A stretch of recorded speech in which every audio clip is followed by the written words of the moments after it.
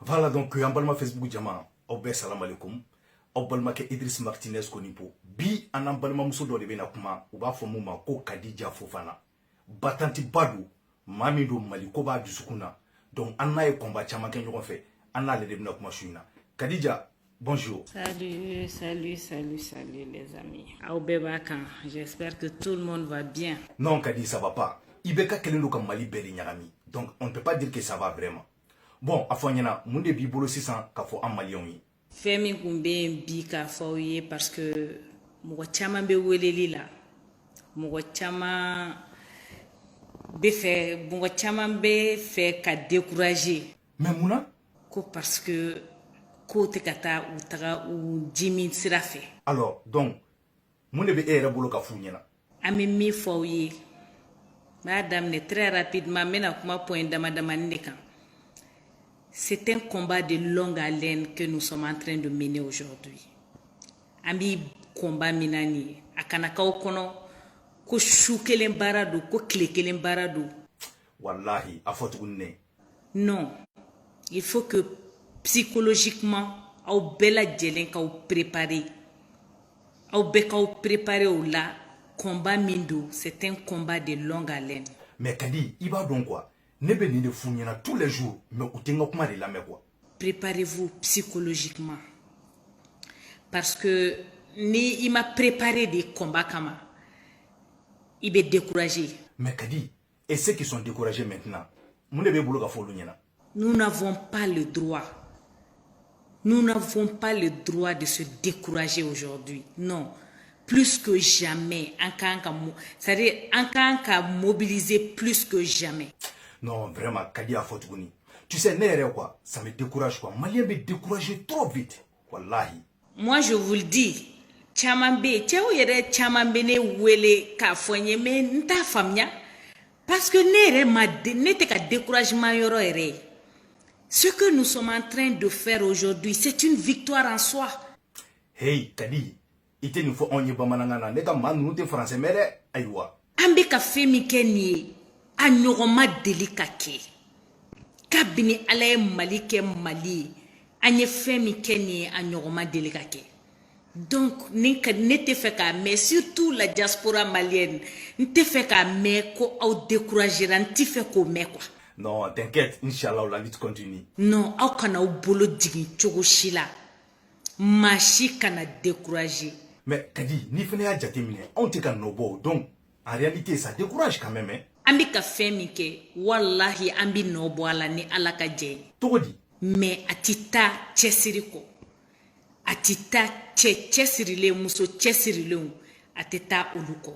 Mais Kadi ha, mo chama ni beka foko ni lutu ko yere ka bana. E ka hakina jume ni okola. Donc ni mo tora ka fo vraiment et Niko, est-ce que Amaba à la madame ni mami segena ibise ki sembo komba ina me an yere fe amadame ne follow Django Kaban amika kele minke mba rappeler amika kele minke tan pa rappeler malien do de sona depuis combien de temps ou comme dictature kono ou sona kadje ou niko ku jelidi pour que la démocratie soit en jamana kono. Mais il sait qu'à aucun sans jumeni. No kera 1991. Bi anye ni damne ama bereka la folo ere. Bere make folo. Mais ni a jatemine Kadi, tu as un précédent de do quoi. Tu as un précédent de quoi du monde. Anga problème est ame fait ka yiri turu 600 aka fale 600 a denga fere 600 anga nda suma la 600 ka kla ka dendu 600 ça ce n'est pas possible. Ce n'est pas possible. Mais Kadi, tu as afforé au gouvernement qui est le page de Daele et Togola. Est-ce que vous m'avez dit? Quand tu dois Daele na netogola une page Kadija Fofana. Mi créera netogola. Aubena ye na blog personnel à kono netate. C'est une page qui est pro Ibeka, ce n'est pas moi. Vraiment, nous pouvons parce que nous Congo comment se fait cliquer ambe Kadi Moudon obese Togo kata Ibeka soutenu. La vraie Kadija est avec Soumaïla. La vraie Kadija, Inch'Allah, restera droite dans ses bottes. Donc, encore hakili toi là, Kafo, la vraie Kadija Elle est là, elle est avec Soumaïla Sissé, elle restera droite dans ses bottes, Inch'Allah. Non, Kadi, tseka sigaila, bebado ka foko toi tu es une femme de parole. Ko eka kuma akagele ibolo ko jungwa. Ita tuka nemu, malien donc ka tenea de bigan Kadi. À défaut d'avoir la vraie Khadija, ils sont obligés de faire des doublons de mon compte. Et je ne me savais pas aussi importante. Merci beaucoup, j'en suis honorée, mais la vraie Khadija là, elle va mener ce combat, Inch'Allah, jusqu'au bout. Kana Jorosa Kadi, malien donc bebado ko toi tu es une femme qu'on appelle jusqu'au boutiste, ou bien ni? Comme vous l'avez dit, que nous sommes des jusqu'au boutistes, on s'assume. Il n'y a pas de souci, on s'assume. Bon, ame fera moun don sisan, moun de be ere bolo ni wakati na ka fo malien yi. Ne vous découragez pas, anti fait comme la diaspora malienne. Aw ye fɛn min kɛ a ɲɔgɔnma deli ka kɛ an fana bɛ fɛn caman kɛ an jigi bɛ aw kan aw k'a bila aw kunna aw bi sariya jamana de kɔnɔ. Ah, ça c'est vrai. Aw bɛ se ka fɛn caman kɛ fɛn ti bɔ a la mais anw tɛ sariya jamana kɔnɔ anw tɛ démocratie jamana kɔnɔ ni anw ko k'an bɛ fɛn dɔw kɛ a y'a bila aw kunna ko ko dɔw bɛ sɔn ka bɔ a la o kama aw kana kɔrɔtɔ an kɔrɔ mais an t'a dabila. Bon, dɔw fana bɛ k'a fɔ ko dialogue national in ko nana ni hɛrɛ Mali kɔnɔla la. Est-ce que dialogue national in Mali ko bɛ ɲɛnabɔ wa? Mais a y'a lajɛ même après ça Maliens bɛ ka bɔli min kɛ jamana fan 12 aw y'a lajɛ malgré tout Maliens bɛ ka bɔ don o don k'u ka mécontentement yira aw yɛrɛ ɲɛ b'a la mɔgɔw bɛ ka ta u ka so cogo min na ka taa ka t'u datugu. Wallahi billahi, pauvre Clément Dambélé. Ah Clément, libérez Clément. Aya famu, ce n'est pas évident. Mais malgré tout, malgré la pression, malgré tout ça, aya bla aw kunna ko on te découragé, ko on ye kɛlɛ min minɛ an t'a bila wa an ti fɛ aw fana ka découragé, an ti fɛ aw fana k'a fɔ k'a b'aw bolo jigi aw bi baara min na anw b'a dɔn. Bon, vraiment, merci pour les encouragements. Sinon, on a tient fort. Ne yɛrɛ kɔni tun bɛ fɛ ka décourager Kadi. Mais Maliko don, aucun sacrifice n'est de trop pour son pays. Maliko de don, mɔgɔ ko tɛ. Wallahi, a f'u ɲɛna tuguni dɛ. Sinon, Malien bɛɛ kɔni tora mɔgɔ ko de la. Je ferme encore la parenthèse, je reviens pour dire aux camarades de rester mobilisés partout où vous êtes. Kadi, cɛ tiɲɛ dɔ fana bɛ yen nɔ, an k'o fɔ ɲɔgɔn ye dɛ. Malien ka bonya b'i kan, Malien ka danaya b'i kan. Mais faut pas que ni bois na la poste do dima et ka on fili en ko jalan kan ka taka bois gouvernement na ante so ma de on te militant alimentaire ye on te militant ye militant munu beta du nation nyini na anto lui on te maliden ye maliden munu bu dambe fere posu kama munu bu dambe fere wari kama munu bu dambe fere nta shidon joro ko nunu kama anto ye. Alors Kadi afanyana Malien faswa dme anye maliden munu mali ko hami bula mali hine bula mali joro bula anyo maliden di. Non vraiment Kadi hali yena o ba donc afo kibe ka kuma mfa ko tieni du vive Khadija Fofana kangelentigi. Cette jeunesse là elle est mature, la jeunesse qui est avec nous elle est mature. Combien cette jeunesse là ata yere fere nafolo kama ata yere fere posu kama ata yere fere foshi kama amago be muna dambe abe mago be muna aka jamana. Non, tu sais Kadi, on va te nommer guide de la révolution malienne. Vraiment ikatuku Kadi. Mais Kadi, ni ya jatemine mo do be no munu be ka an wali ti saboti. Mune be bolo ka fol mo nyana. Munu be ka essayer ko be ni ko en saboter au bolo parce que olu bi balo au-delà. Olu ye militant alimentaire ou di anti-kelenye. Non, c'est Kadi ya dan. Tu tapes fort hein comme militant alimentaire ou non tiens ni mo croyé. Olu ye c'est-à-dire kongoto di. Voilà, donc aw kongoto nous aw Kadi manga mere. Donc aw yan toy on nga lutike. Est-ce que aw bala? Mais Kadi, est-ce que be se ka fo on yena wa? On yere ka combat an nafa e jume re di sisan. A kunye mouye. Combat mbeka kama kama la démocratie, la pérennisation de la démocratie malienne. Combat mbeka kodi kama. Donc restons mobilisés, restons sereins, engagés, déterminés plus que jamais. Non, Kadi kana joro ola. Découragement zéro. Je profite de l'occasion pour dire aux camarades de rester très vigilants et cohérents avec eux-mêmes. Mais Kadi, iba kalama k'a fɔ ko ne y'a mɛn ko gouvernement bɛ fɛ ka poste ani wari di dɔw ma pour que k'olu corrompuya cɛ nka cɛ o jɔrɔ bɛ ne la dɛ. Aw kana hali communiquer ni gouvernement in kan parce que n'aw communiquera nin kan implicitement ça veut dire que quelque part vous les reconnaissez et là nous ne les reconnaissons même pas.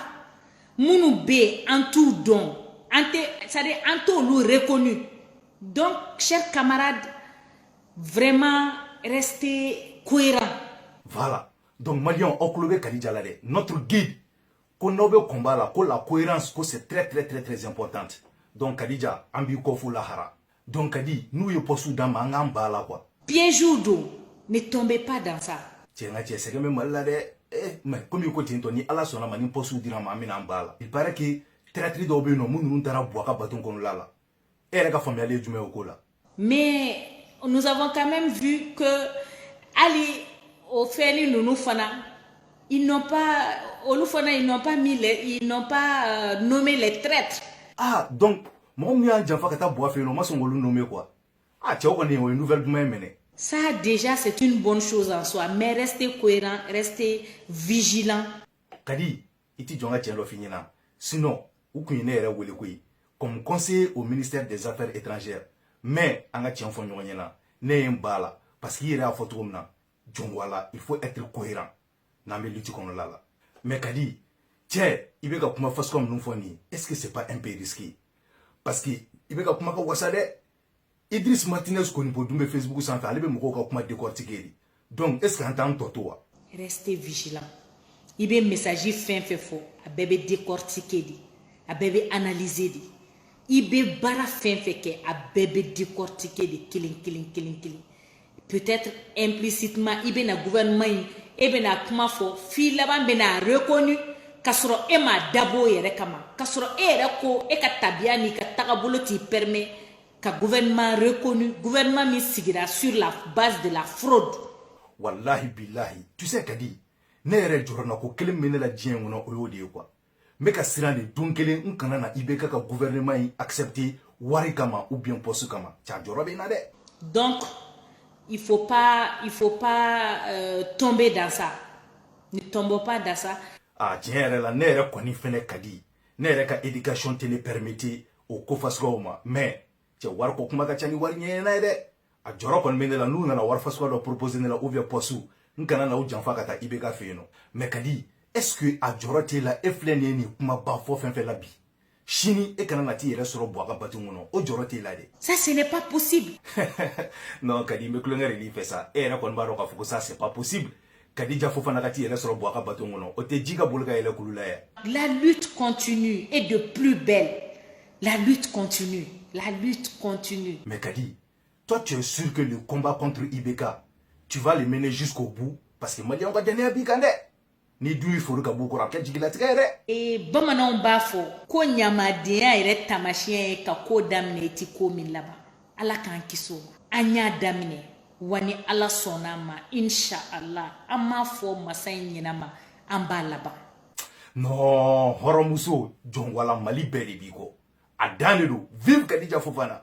Nya fo nga kuma damne la Malien de sona ku nidi ku jelidi pour que démocratie kana onga jamana kono.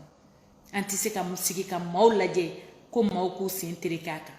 Mais Kadi, ni jeune sona ka tuku Bouako sisan. Amino ko keto didi. Ni en sona fin mana sonima ika bli kuna ko ça n'est fini de notre démocratie. Bon sisan, conseil de bibolo ka fo mawi munu décourager ne doanga lutte ko ina. C'est pour vous dire munu kunko kolu be fe ku bolo digi ala kana uti aya bolo yeleninto. Mais Kadi ni a jatemne mo do fene be no be ka lutte ke ou yere ka intérêt personnel ou drone de kama n'est-ce pas? Ou ba ke oluka nasongonu de kama nolu mo ke uti nange nanti ku ka kini na kui. Non Kadi tiens la nya famu ma shile te na tukuni kebe na en peuple ka fantanyata koko ke jago kunye ki enrichi en dokan ante son tukuni ne. Donc au kana jigula. C'est normal. Ce peuple est affamé. On a affamé le peuple pour ensuite exploiter sa misère. Attends, Kadi, mais juste donne-moi 2 secondes. Allô? Oui. Ouais, on a dit, ouais, ça va. Ko quoi? Non, kanan fo yana sa. En alachi. Non, c'est vrai. Kadi Fofana aduna be kaka gouvernement na. La ilaha illallah Muhammad Rasulullah. Manifite donc à Bankoui. La. Non, attends. Kadi, e sona kanike amaliona. E ni be mu fo onyena etari yere soro ibe kaka gouvernement kono. La ilaha illallah. Mais Kadi, tu nous as eu, hein? Expliquez-moi, je comprends pas. Mɔgɔ dɔw bɛ combat mener de pour que k'u dayirimɛ sɔrɔ. Voilà. Donc ne balima Facebook jama Malion fleni Malion ka lutti fleni okoro. O de la nya fo onyena. Ngaw kana o jigida ma kan ko ka o ka keleke. Donc Mali lutti fleni. Seul le peuple est souverain. Nambanka hake nyini an bɛɛ de bɛ wuli ɲɔgɔn fɛ. Nga kama dɔ bila ɲɛma ko k'an ka hakɛ ɲini n'a tigi y'a ka hakɛ sɔrɔ a bɛ taa k'an fili to an kɔjala kan. Idriss Martinez Kolimpo. Assalamu alaikum. Balmao, on est conseil des ministres suit.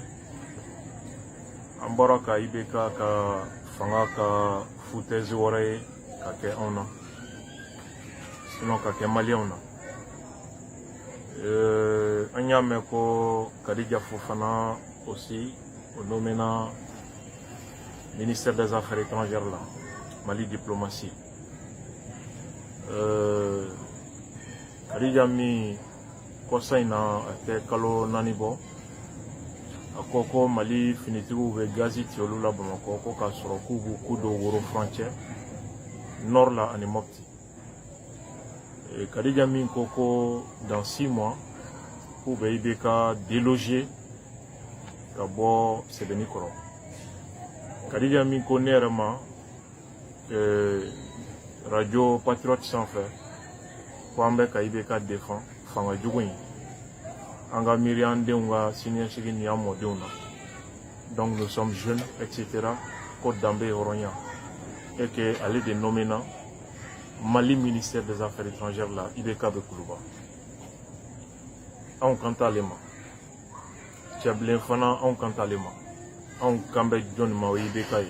Opposant Kera ministre uniforme, on gamoro Kelentei. Nyumaya donami ou bien mi welela ka fokeniche. Faut que c'est 600. On te horon kolonya djela. On te continuer horon kolonya siraka. Et le respect de notre dignité, la considération due à notre personne, ça s'impose. On te do malankolonya la machife. Malankolonya te kanga mo an no fe mo shila mo sif. Nous n'y nembe ko fangay on de asiki. Nous ma dala ko ka mépris ou ka continuer. Dans 6 mois, on va tourner fonyogonyo. Te malankoloyen la machif, ante ke masika malankoloyen. S'ils sont nommés, il n'y a pas de problème. Anga sigi anga la guerre. Anga mo obéi. Munu faou nu baou nenna. Ni mo kelon fe. Ou ka kramo neni, kambo dambe la kambo horoyal. Ka nyini ka jamana free. Grève ni femme nous comment fera béame. Min tout fera présent dans ta famille en aérement. Tout le monde l'a entendu. Et ce que nous avons fait béaï au péril de notre vie. En famille uniforme menacera. Jusqu'à présent, ça continue. Et que au fanga kasigi. En djougou, mounou yo barake. Ol debe blaka en commandé. Ka keino fo foutezi. Ah. D'accord, il n'y a pas de problème. C'est bon, merci.